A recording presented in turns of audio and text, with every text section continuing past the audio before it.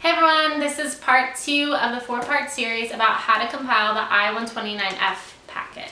So if you saw part 1, I talked about how we compiled our packet, what we did and how we put the papers together.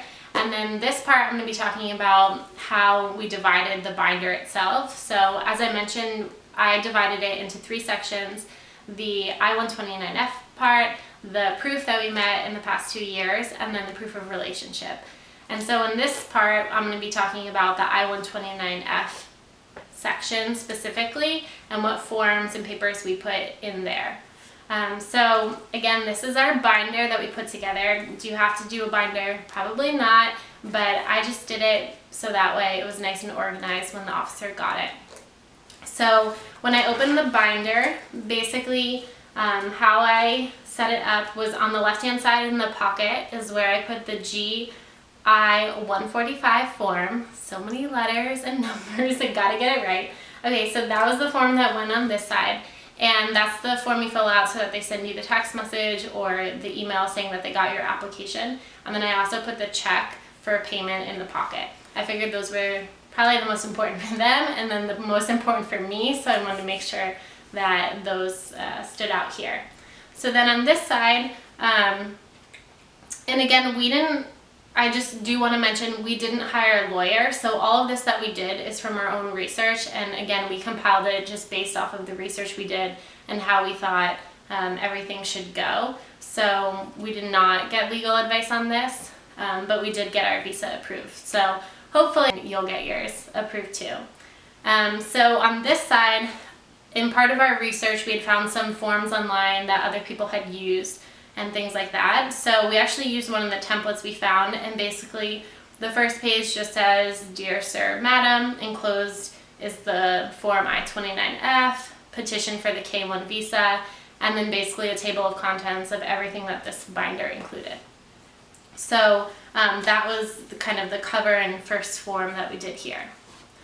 And then the next page, again, in general, I would also say if you guys can just make sure to check the USCIS website, because a lot of times, sometimes they're updating the forms, putting out newer versions, or maybe discontinuing certain things. Just check there to make sure that everything that you're including is up to date and correct. But of course, for us, the next form, the one that's most important, is the I-129F. So that's this here. That one's here, and if you need help filling this out, we did film a video on how to fill out the I-129F form, so be sure to check that out if you need some help. Again, we can only go off of our experience. We're not lawyers, but we can at least tell you what we did. So there is one question on here, and that was the question 34 for this, which was the explanation of meeting in person. And so I took it upon myself to basically do a whole separate section at the end of each of the forms. You'll see there's an area where you can provide more information if you would like. And so I did a separate page, and I'll show you that. And this is the declaration on how we met. So basically our love story just kind of written out, and not to bore the officer, but I wanted to provide them with as much information as possible. So in our case, we had met in person several times and also kind of had a long history where we'd been together for years. So there was a lot of instances and things that I could mention in this. So we included this here just as additional evidence. Again, the whole point is to try and not get a request for evidence, so to give as much information as possible I thought would be best. So that's what I did. And then after that form, the next one that we had was the G325A. So again, just check to make sure that this is still accurate or that you have the most up-to-date version. But this is the biographic information sheet. So with this, you're also required to submit a passport style photo. So you can obviously get these taken, you know, at a post office, or I think I got mine at CVS or Walmart.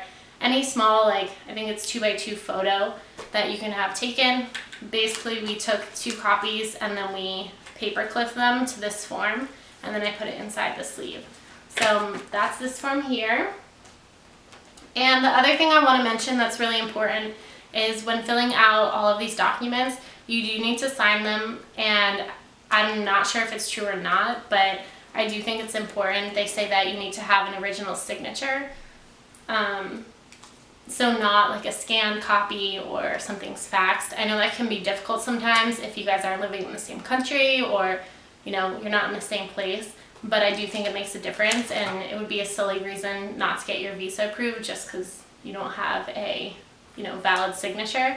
So what we did for some forms was mailed them to each other, or when we did see each other, we obviously got the signatures and filled them out then. So that's that form. So basically his version of it and then my version of it. And then in this section, as the petitioner, I also provided my birth certificate, just showing that I am a U.S. citizen, and then they don't ask for it, but I also included a copy of my passport as well.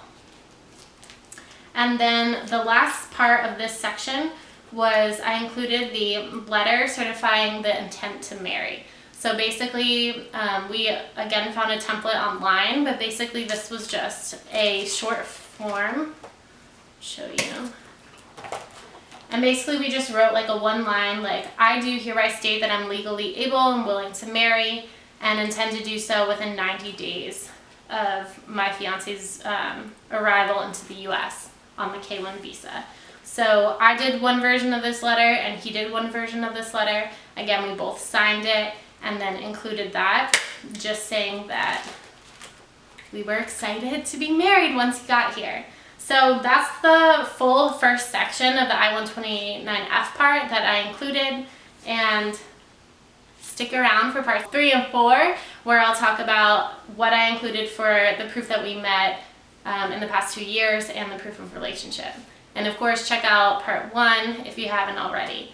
If you have any questions, comments, feel free to comment down below and give us a like. Thanks.